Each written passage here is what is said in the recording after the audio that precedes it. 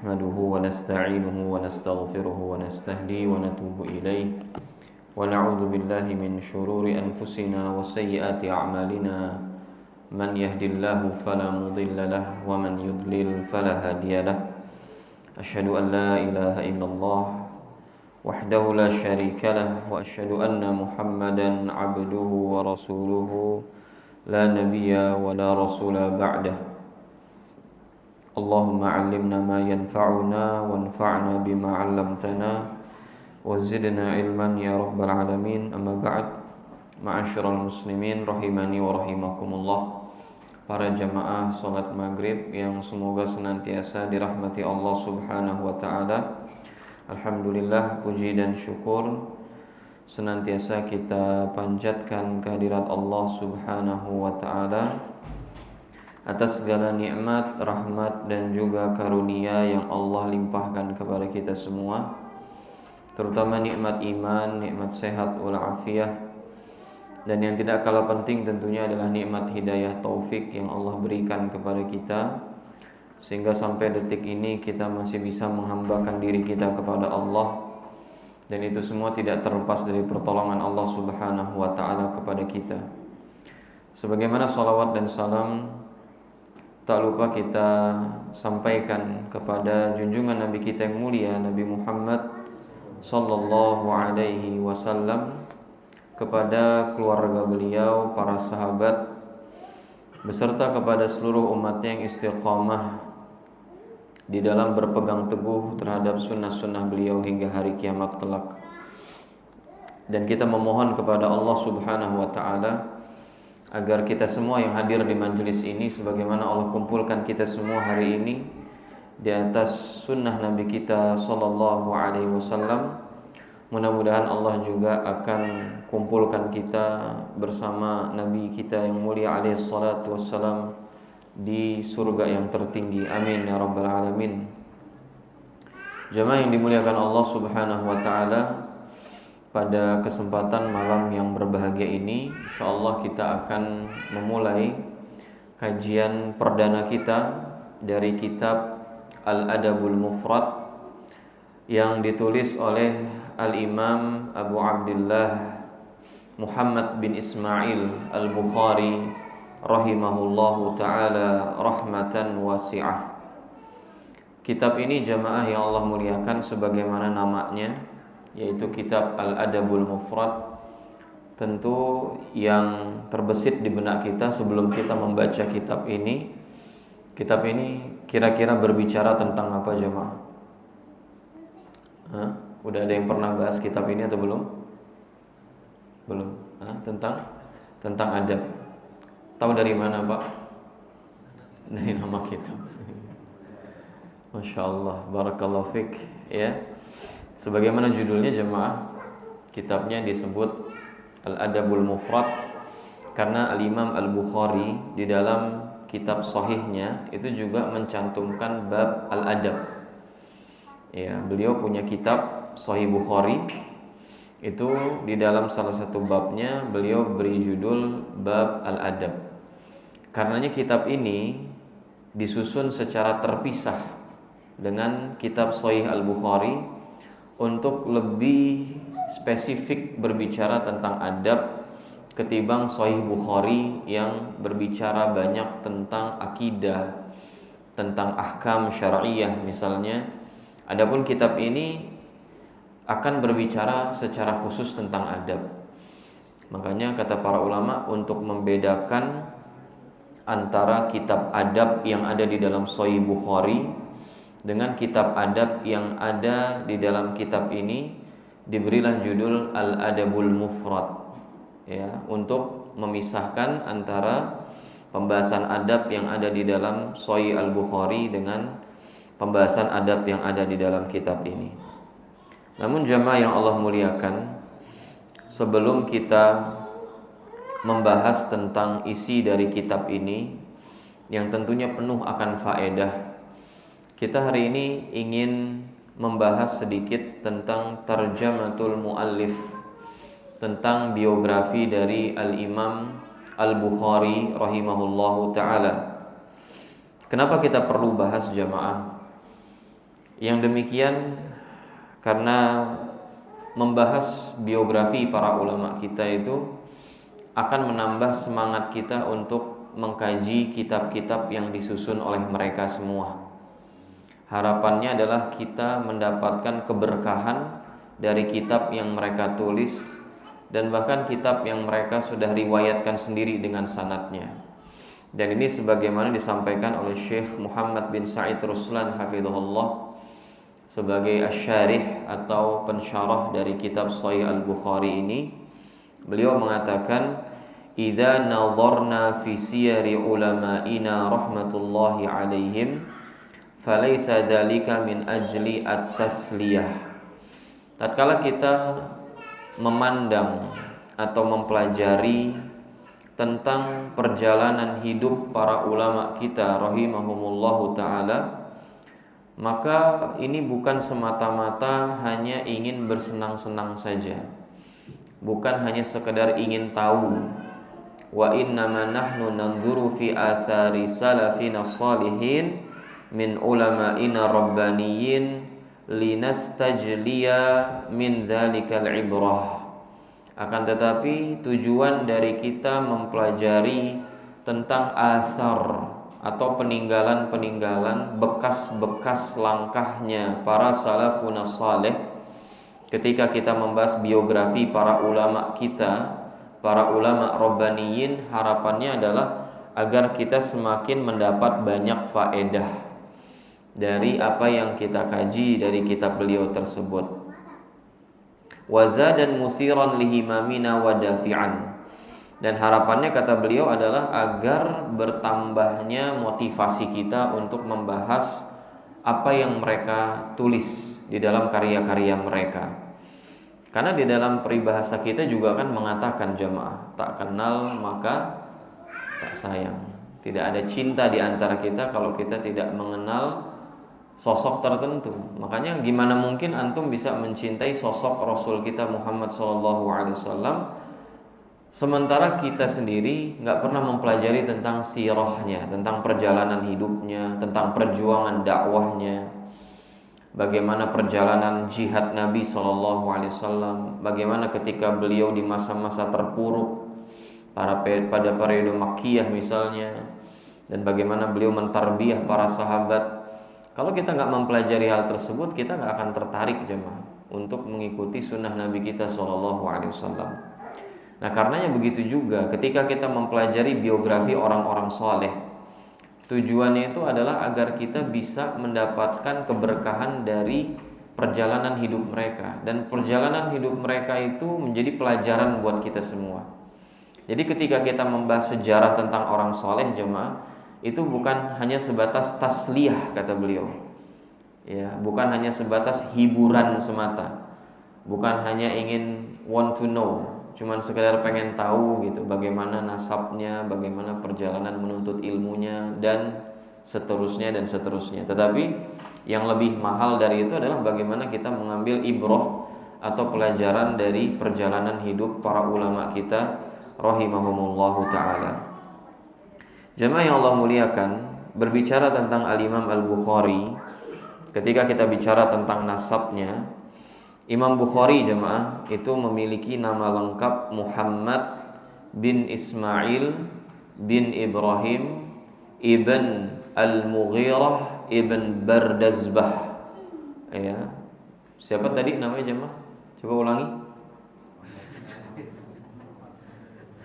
Muhammad bin Ismail bin Ibrahim ibn Al-Mughirah ibn Al-Bardazbah Al-Bukhari.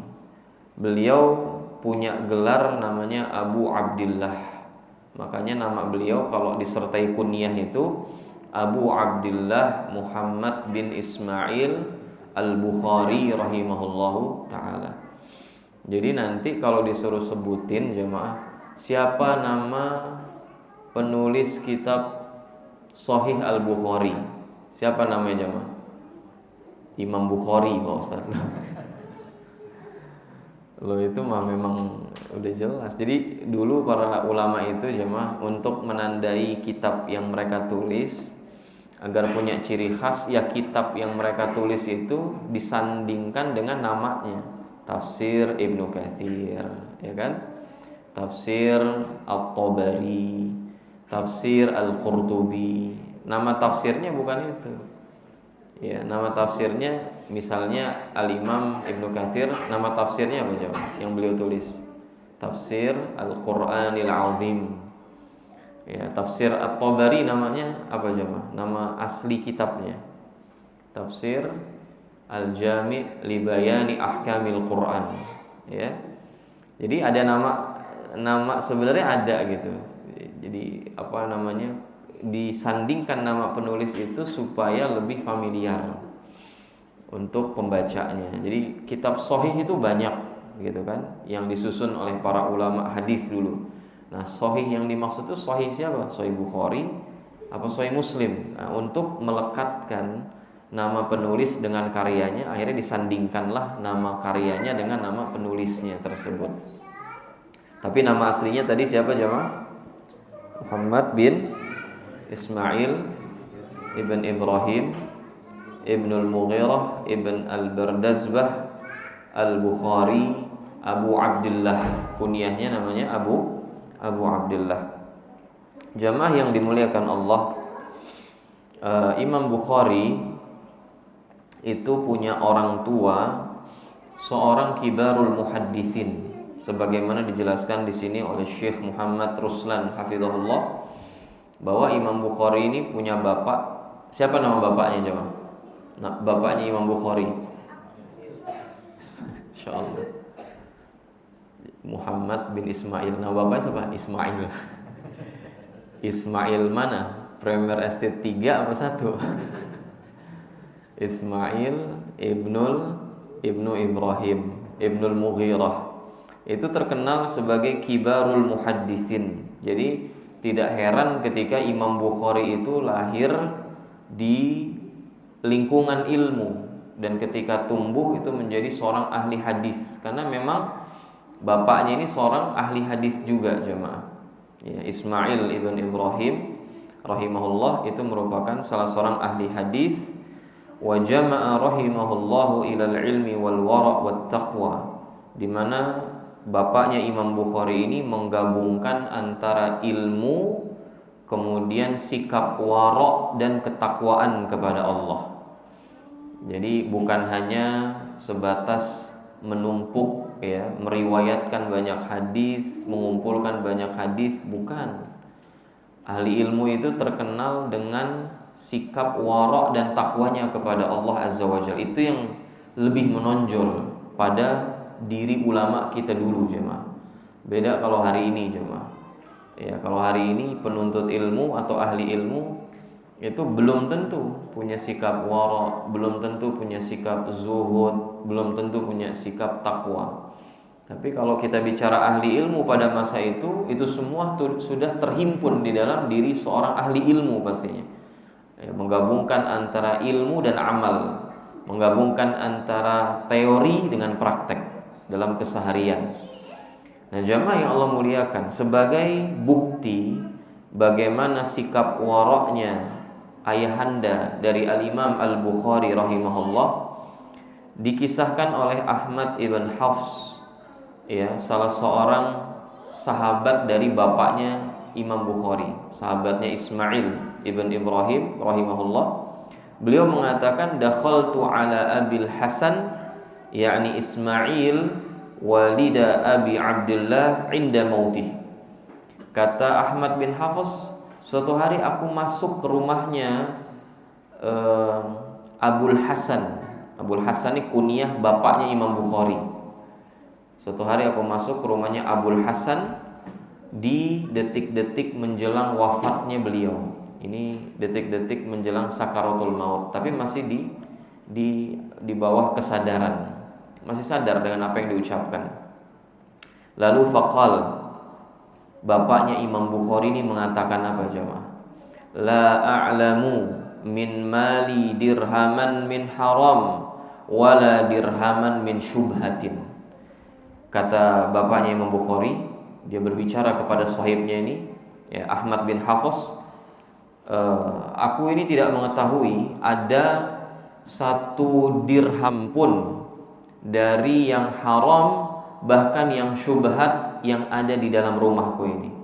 Aku nggak pernah kenal seumur hidupku ini 1 dirham dari yang haram maupun dari yang syubhat. Coba. Jadi begitu selektifnya ya bapaknya Imam Bukhari jamaah di dalam memberikan nafkah kepada putranya. Makanya akhirnya para ulama itu punya kesimpulan bahwa di antara alasan atau di antara sebab Imam Bukhari itu mencapai kedudukan tinggi dalam hal ilmu, selain beliau keturunan seorang ahli hadis karena bapaknya termasuk kibarul muhaddisin, ternyata bapaknya Imam Bukhari ini nggak pernah ngasih rizki, nggak pernah ngasih nafkah kepada anak dan istrinya dari uang haram, bahkan uang syubhat.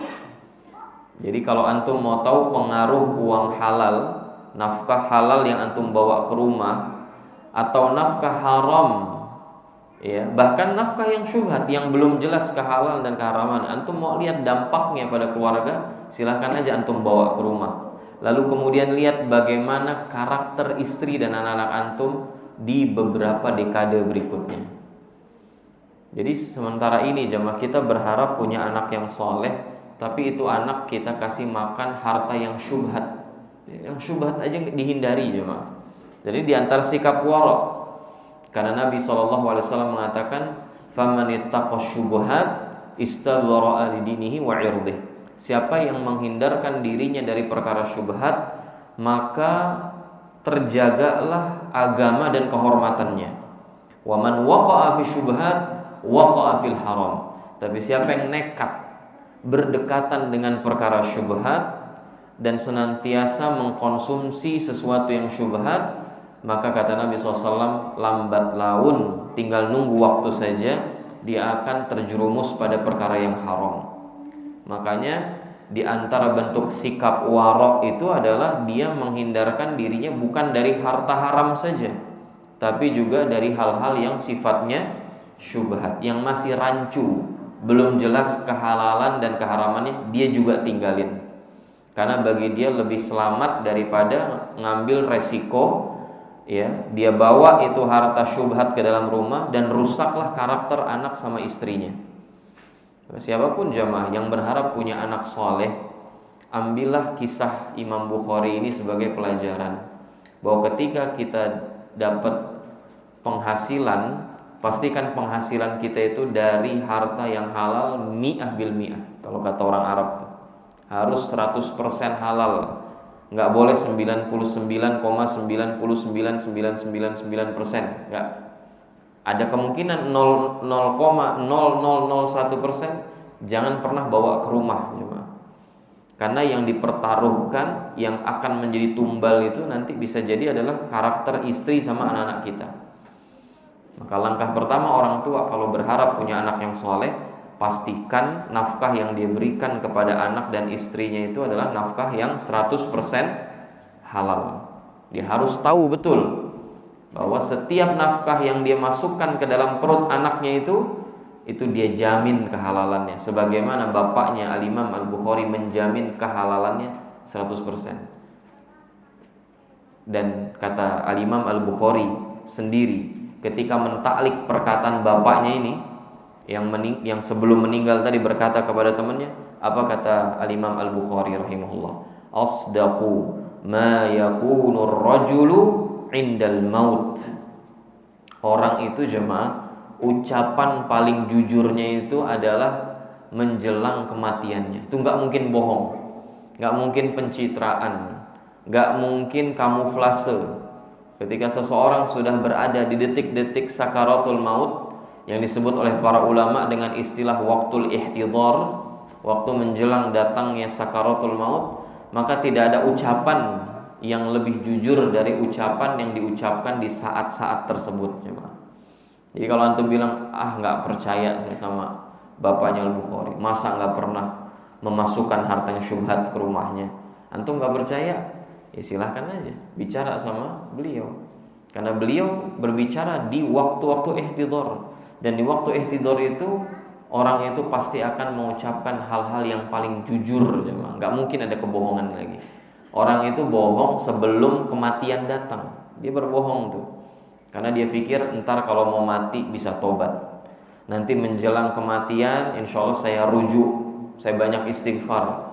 Tapi ketika datang kematian atau menjelang datangnya kematian, orang itu nggak akan gurur, nggak akan tertipu dia dengan panjangnya angan-angan, karena dia tahu sebentar lagi dia akan meninggal. Maka nggak mungkin di detik-detik dia akan meninggal dunia dia melakukan perbuatan yang dimurkai oleh Allah Subhanahu wa Ta'ala. Di antara adalah kebohongan. Nah, maka nih kata Imam Al-Bukhari, asdaqu ma yakunu rajul 'indal maut. Orang paling jujur itu ucapannya ketika dia mau meninggal dunia. Ya, makanya jemaah, istri antum kalau mau tanya, aku cantik apa enggak, Pak? Tanyanya pas antum udah menjelang sakaratul maut gitu. Tapi masih sadar maksudnya. Ya kamu cantik mah. Nah, itu udah perkataan paling jujur itu. Itu jadi rekomendasi insyaallah. Dan jemaah yang Allah muliakan, terkait ibunya, tadi bapaknya orang yang sangat warok, ya kan, orang yang sangat takwa kepada Allah, nggak berani ngambil resiko memasukkan ke dalam rumahnya harta yang syubhat. Jangan bicara yang haram. Kalau haram udah pasti nggak masuk rumah. Yang syubhatnya dihindari. Kita udah membahas sedikit profil dari ayahanda Imam Bukhari rahimahullah, bagaimana dengan sikap waroknya, takutnya kepada Allah, memberikan nafkah dari yang halal saja kepada anaknya, sehingga lahir anak yang memiliki prestasi yang sangat luar biasa di dalam dunia Islam. Dan gak ada yang menandingi jemaah. Karya Bukhari siapa yang menandingi hari ini? Gak ada. Ya, di dalam penyusunan kitab sahih, bahkan para ulama menyebut as-sahhul kitab ba'da kitabillah. Ya, kitab Sahih Bukhari itu disebut oleh para ulama kitab yang paling sahih, yang paling valid setelah kitabullah. Coba antum bayangkan, antum nulis buku, terus buku antum dapat testimoni dari semua ulama besar setiap zamannya, setiap abadnya, bahwa buku antum buku terbaik setelah Al-Quran. Kira-kira gimana antum jemaah? Pertanyaannya yang lebih detail lagi, berapa antum jual buku itu kira-kira? Ini udah dapat testimoni nih dari para ulama nih. Subhanallah. Nah, kita sekarang mau lihat nih gimana profil ibunya. Maka berkata Syekh Sa'id Ruslan hafizahullah, wa kanat ummuhu minal 'abidatis shalihat. Ibunda Imam Bukhari itu jemaah termasuk ahli ibadah yang saleh. Sahibata karamat, pemilik karomah. Antum percaya gak nih ngomong-ngomong nih sama karomah nih? Hah? Percaya gak jemaah? Karomatul aulia itu ada apa enggak? Saya tanya. Ada. Itu enggak bisa diingkari. Nah, cuman klaim ini karomah atau bukan karomah, nah itu urusan belakangan nanti. Tapi karomatul aulia itu diyakini sama semua ulama ahlus sunnah wal jamaah. Dan faktanya pun banyak diabadikan di dalam Quran, dalam hadis Nabi, dan buku-buku sejarah tentang banyaknya karomah para wali. Nah, jadi kata Syekh Dr. Sa'id Ruslan hafizahullah, ibunya Imam Bukhari ini abidatis shalihat. Jadi orang dulu jemaah, ibu-ibu masa dulu itu rata-rata ahli ibadah jemaah. Jadi kalau antum punya anak soleh, istri antum tuh harus ahli ibadah. Terus gimana dong Pak Ustadz? Istri saya nih bukan ahli ibadah Pak Ustadz, tapi saya pengen banget punya anak soleh. Apa jemaah jawaban yang antum harapkan biasanya?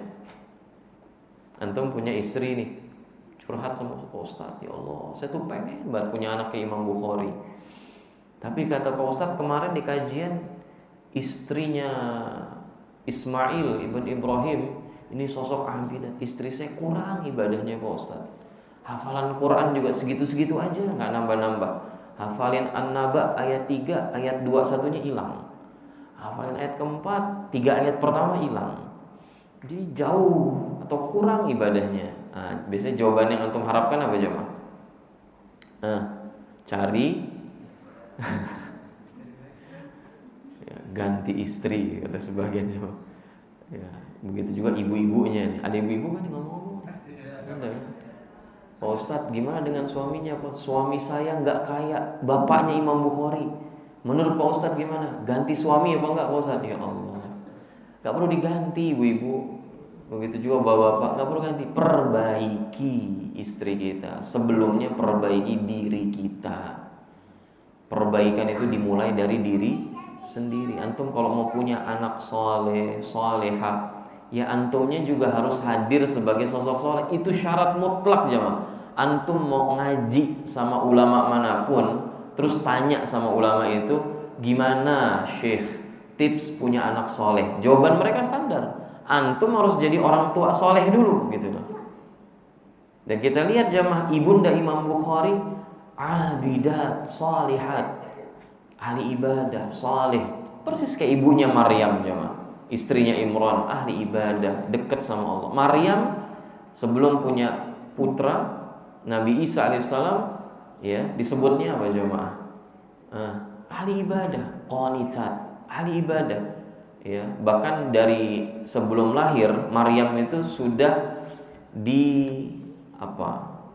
disiapkan untuk menjadi pengabdi di Baitul Maqdis. Tapi ketika lahir anaknya ternyata perempuan, harapannya lelaki. Istrinya Imran ini berharap ketika nanti lahir anaknya itu laki-laki, betul-betul bisa berkhidmah di Baitul Maqdis. Ternyata perempuan. Inni wada'tuha unsa. Ya Allah, gimana nih saya lahir perempuan? Wallahu a'lamu bima wada'at wa laysa dzakaru kal unsa. Allah lebih tahu, enggak usah curhat. Allah tahu yang kamu lahirkan itu perempuan. Dan perempuan gak sama dengan laki-laki, laki-laki gak sama dengan perempuan. Tapi akhir ceritanya juga akhirnya Maryam itu menjadi ahli ibadah jemaah, sampai punya anak Nabi Isa alaihissalam. Jadi pokoknya kalau antum pengen punya anak soleh, tapi antum gak berusaha perbaikan diri, gak mau mengislah diri, itu cuma omong kosong jemaah. Tips pertama punya anak soleh, jadi apa jemaah? Mensolehkan diri sendiri. Jadi pulang dari sini nih, ada yang antum bisa bawa tuh. Apa yang antum bawa? Kesungguhan, motivasi untuk memperbaiki diri agar punya keturunan yang soleh dan solehah. Sahibul karamat, dia memiliki karomah jemaah, sebagaimana yang disebutkan oleh Muhammad bin Fadl Al-Balghi rahimahullah. Zahabat aina Muhammad bin Ismail fi sighari. Jadi di dalam sirah Imam Bukhari jemaah diriwayatkan itu, Imam Bukhari itu sempat mengalami kebutaan di masa kecil. Fara'at walidatuhu fil manami Ibrahim al-Khalil alaihissalam. Dan ketika itu ibunya Imam Bukhari melihat sosok Nabi Ibrahim di dalam mimpinya. Faqala laha, kata Nabi Ibrahim di dalam mimpinya ibunda Imam Bukhari, ya hadhihi qad raddallahu ala ibnika basarah likathrati bukaiki au kathrati du'aiki. Lalu di dalam mimpi itu apa kata Nabi Ibrahim jemaah kepada ibunda Imam Bukhari? Kata beliau, wahai fulanah, sesungguhnya Allah sudah mengembalikan penglihatan putramu, yang itu disebabkan karena betapa seringnya kau menangisi hal tersebut, atau betapa seringnya engkau mendoakan putramu gitu. Karena doanya orang tua itu manjur jemaah, doanya ibu apalagi jemaah, doanya ibu itu mustajab, mustajab, mustajab. Makanya antum kalau pengen punya anak soleh, di antara tipsnya juga jangan putus-putus berdoa. Suruh istri antum juga untuk perbanyak doa, khususnya di waktu-waktu mustajab. Doa ibu itu keramat jemaah. Makanya tadi disebutkan sahibul karomah. Ibunya Imam Bukhari ini disebut pemilik karomah, keramat doanya jemaah. Ibu itu kalau disakiti terus sampai ngucap, nggak usah doa, ngucap sesuatu aja tentang keburukan anaknya, oh itu siap-siap jemaah, anaknya itu bisa celaka jemaah. Sebagaimana kalau ibu senang sama anaknya, ya merasa anaknya ini berbakti banget sama ibunya, tuh ibu doain anaknya, itu doa mustajab jemaah. Wallahi doa ibu itu manjur luar biasa. Dan ini diantara contohnya. Lalu kemudian kata Muhammad bin Fadl, fa asbahna wa qad raddallahu alaihi basarah. Imam Bukhari ibunya bangun dari tidur, dan Allah ternyata memang sudah mengembalikan penglihatan Imam Bukhari. Coba. Sakti apa enggak jemaah doa ibu? Ya, antum masih punya ibu jemaah. Itu di antara rutinitas antum itu adalah setiap hari minta doa sama ibu. Beneran jemaah. Saya sampaikan ini. Karena saya udah ngalamin juga jemaah. Betapa saya pernah dalam beberapa hal itu yang harusnya sulit itu gara-gara doa orang tua, doa ibu khususnya, setelah taufik dari Allah Azza wa Jalla, itu benar-benar dilancarin selancar-lancarnya jemaah. Dan di antara kasusnya ini sebagai sharing saja jemaah ya. Dulu ketika kita nulis tesis itu, kita dapat pembimbing itu yang bukan cuma sering keluar kota jemaah, sering keluar negeri. Antum bisa bayangin harus bimbingan, revisi, balik lagi, revisi lagi, ngajuin lagi. Itu Masya Allah jemaah. Dan banyak kejadian kalau dipegang sama pembimbing ini nih, ini susah lulusnya. Bukan susah lulus, sebenarnya gampang. Cuman karena susah ketemu, jadi susah revisi. Dan kalau udah revisi, susah memberikan hasil revisi lagi. Tapi subhanallah, gara-gara doa ibu setiap berangkat itu, saya selalu minta doa, Bu tolong doain, mudah-mudahan dipermudah sama Allah. Itu bimbingan itu mungkin saya kalau hitung-hitung nggak nyampe 2 bulan jemaah. Ada teman itu sampai setahun, 2 tahun nggak selesai-selesai. Dan kasus misal banyak banget. Saya itu terinspirasi dari kisahnya Al-Ustadzul Fadil Dr. Firanda Andirja hafizahullah taala, yang beliau itu pernah cerita suatu hari di mana beliau itu benar-benar dipermudah oleh Allah Azza wa Jalla ketika masuk ujian magister dan masuk ujian doktoral. Ya, setiap kali mau ujian masuk ke tingkat berikutnya, sebelum ujian magister minta doa sama ibu beliau. Kemudian ibu beliau berdoa dan ternyata beliau terpilih dari, antum bayangin jemaah, orang Indonesia mungkin di angkatan beliau hari itu masuk fakultas akidah itu di magister cuman beliau doang, dan beliau sampaikan seperti itu. Pas tes doktoral juga seperti itu, minta doa sama ibu lagi. Padahal beliau sampaikan sendiri, ibu saya sebenarnya nggak soleha-soleha. Maksudnya dalam artian bukan yang kayak ibunya Imam Bukhari, kayak ibunya Anas bin Malik misalnya, wanita biasa, sama kayak ibu-ibu kita mungkin nggak soleh-soleh amat lah. Tapi yang kayak gitu jemaah, doanya tuh manjur luar biasa, tajam jemaah. Makanya sampai dia mendoakan keburukan buat kita. Karena hatinya terluka atas sikap kita, bahaya jemaah, demi Allah saya sampaikan. Sebagaimana kalau kita menyenangkan hatinya, nggak usah kita minta doa. Tiap malam dia doain kita jemaah. Dia doain supaya masalah-masalah kita kelar. Berapa banyak di antara kita jemaah yang ketika sudah menikah, masih punya orang tua, kita ngadepin masalah di rumah tangga kita. Berapa banyak di antara kita ini hari ini yang hadir di majelis ini, yang ketika mentok nih, ada masalah di kantor, ada masalah dengan anak di rumah, masalah dengan istri, temuin orang tua, bukan curhat ke orang tua, bukan, tapi minta doanya kepada orang tua.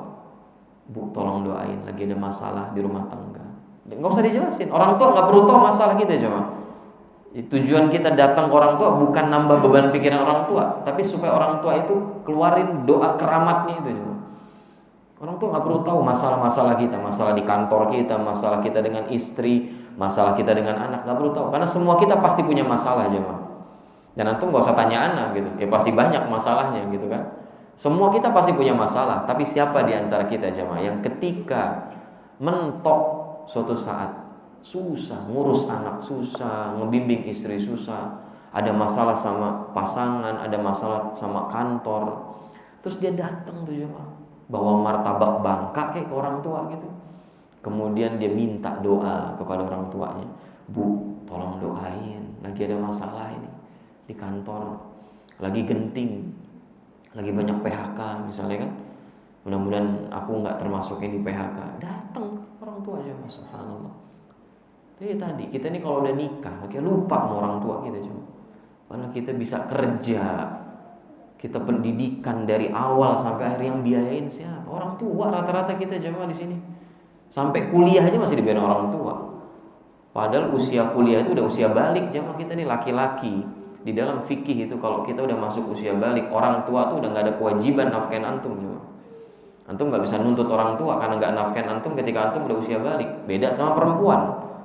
Kalau perempuan memang kodratnya dia dinafkahi dari mulai dilahirkan sampai punya suami, sampai suami meninggal, itu terus fitrahnya dinafkahi, bukan menafkahi.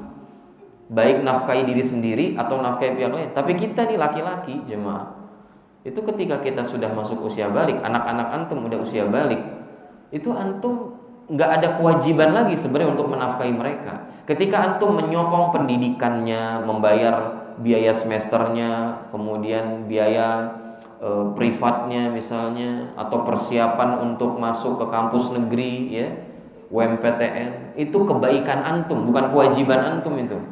Sampaikan ke anak-anak laki-laki antum tuh. Itu bukan kewajiban antum lagi, itu udah kebaikan antum sebagai seorang bapak atau ibu, sebagai sosok ibu. Jadi jangan ngeremehin doa orang tuanya. Imam Bukhari pernah kehilangan pandangannya, pernah kehilangan penglihatan hanya karena orang tua. Nggak pernah berobat jemaah. Emang ada riwayat Imam Bukhari ke Singapura itu? Nggak ada. Ibunya aja sering banget doa, sering ngabisin waktu buat doa, nangis di doanya itu jemaah. Malam hari mimpi ketemu Nabi Ibrahim. Nabi Ibrahim cuma menyampaikan, waqad rudda aw raddallahu ala benika basara. Allah telah mengembalikan penglihatan putramu. Bangun tidur pagi harinya, anaknya udah bisa ngelihat lagi jemaah. Allah, itu subhanallah jemaah. Di antara karomahnya ibunda dari Imam Bukhari rahimahullahu taala. Wulida yaumul jum'ah. Imam Bukhari dilahirkan pada hari Jumat ba'da sholatil jum'ah. Ya, dilahirkan hari Jumat setelah sholat Jumat. Coba bayangin jemaah, istri antum lahirannya setelah sholat Jumat.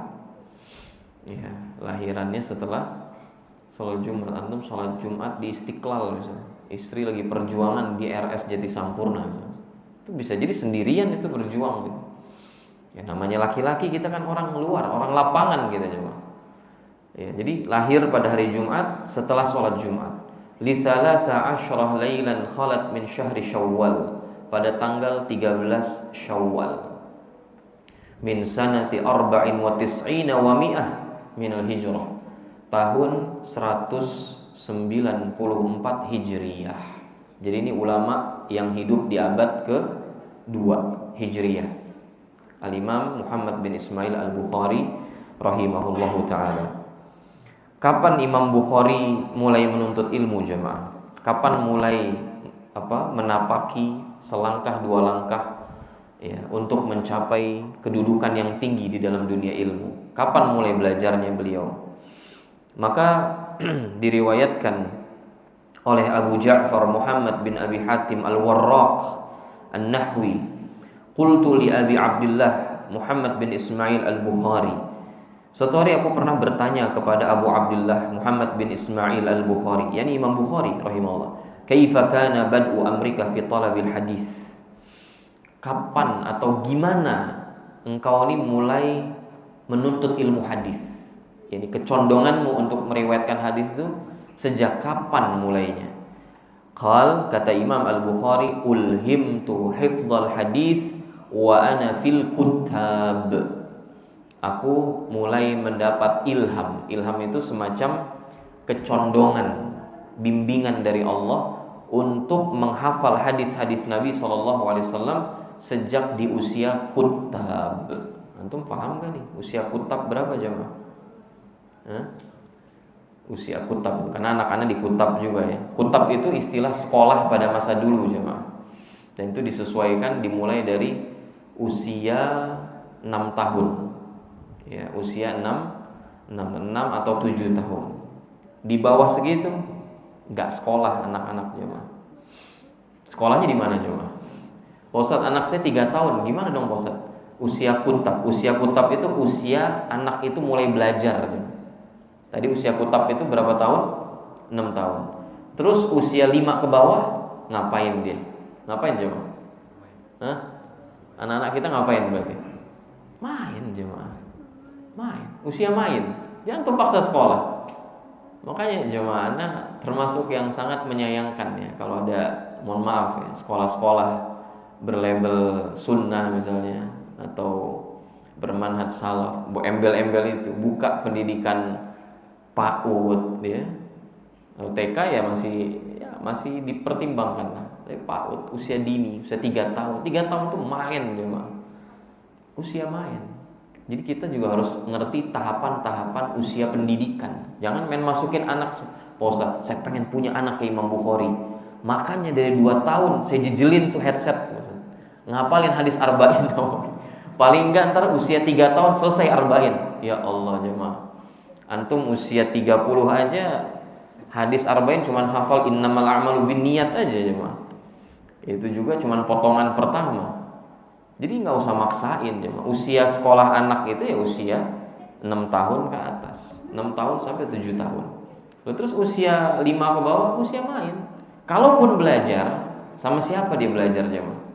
Ya sama antum-antum ini, ayahnya, sama orang tuanya, sama ibunya. Makanya siapa yang nganter jemput jemaah? Imam Ahmad bin Hambal ini istrinya ini, ibundanya ini termasuk single parent jemaah. Sama kayak Imam Syafi'i, single parent. Bapaknya Idris ya. Bapaknya Imam Syafi'i lahir, bapaknya sudah meninggal. Sebagian riwayat menjelaskan Imam Syafi'i lahir, nggak lama bapaknya meninggal. Ada beberapa versi. Nah jadi antum bayangkan jemaah, ini banyak-banyak belajar deh dari ibunda para salaf kita jemaah. Jadi madrasah pertamanya itu benar-benar ibunya sama bapaknya.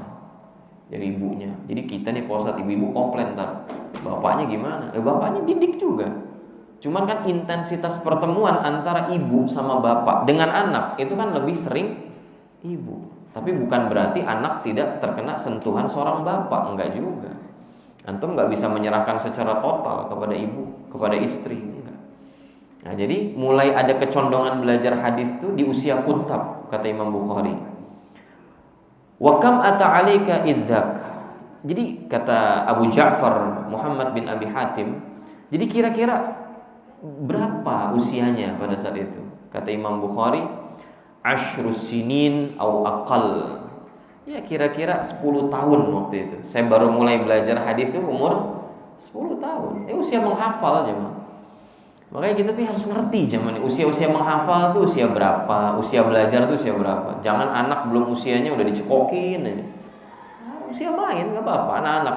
Jangan sampai nih maksud saya nih, nanti udah besar, udah dewasa, yang harus sudah menghadapi dunia rijal, dunia laki-laki, dunia cari nafkah, dunia mendidik, dunia qawwamah, dunia kepemimpinan, malah masih kayak bocah main game di HP gitu, Bang. Muskilahnya di sini jemaah.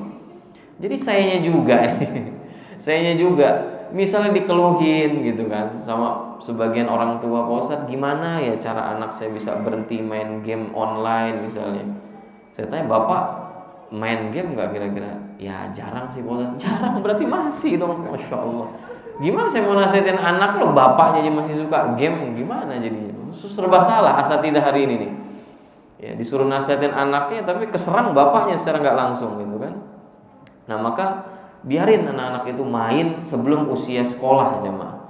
Sambil ya sedikit-sedikit tanamkan nilai-nilai keimanan. Lebih diperbanyak dialog jemaah. Kalau usia-usia 5 tahun ke bawah tuh usia-usia dialog. Kapan dia menghafal? Ya mulai menghafal di usia 6, 7. Ngafalnya apa? Al-Baqarah jemaah, Ali Imran? Enggak, dari belakang. Dari An-Nas, Al-Falaq, Al-Ikhlas gitu. Santai aja. Jangan ngelihat orang lain tuh sebagai tolok ukur jemaah. Pak Ustadz nih kayaknya kurang update nih. Dulu ada anak kecil Pak Ustadz, namanya Musa, ya kan? Hafiz Jinik, 30 juz dia baru berapa tahun? Pak, kalau kita kayak gitu cara berpikirnya Pak, kacau Pak. Nggak bisa kita samakan. Anak itu ada masa pertumbuhannya masing-masing. Ada yang dimudahkan oleh Allah. Ya antum juga harus lihat bapaknya kayak gimana gitu. Antum pengen punya anak kayak Musa cilik gitu kan, tapi bapaknya ya Allah mageran, nggak pernah dialog sama anak, nggak pernah menanamkan cinta kepada Quran. Jadi husnuzon kita jemaah. Kenapa Imam Bukhari itu di usia 9 tahun udah mulai menghafal? Bapaknya itu lebih kepada menanamkan nilai-nilai kecintaan kepada hadis Nabi jemaah. Maka kalau antum punya anak usia 4 tahun, 5 tahun, 6 tahun, itu jangan disuruh jor-joran ngafal jemaah, tapi bikin dia cinta sama Quran dulu. Bikin dia ketagihan sama Quran. Orang tuh kalau udah ketagihan, kalau udah candu, mau antum suruh, dia bakal ngafal sendiri. Kalau orang itu udah ketagihan baca hadis Nabi, diulang-ulang sama dia, ditanamin terus. Di sekolah dia begitu, polanya di rumah dia begitu.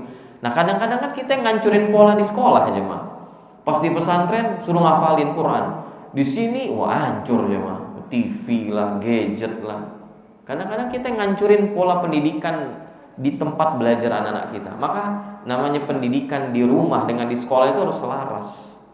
Nah, Imam Bukhari ini produk madrasah dalam rumah dan produk madrasah di luar rumah. Ini jadinya nih Imam Bukhari rahimahullahu taala. Sudah azan jemaah? Sudah masuk waktu Isya. Baik, insyaallah kita akan lanjutkan kembali. Wassallallahu ala nabiyina Muhammadin wa ala alihi washabbihi wasallam tasliman katsira. Subhanakallahumma wa bihamdik asyhadu an la ilaha illa anta astaghfiruka wa atubu ilaik. Assalamualaikum warahmatullahi wabarakatuh.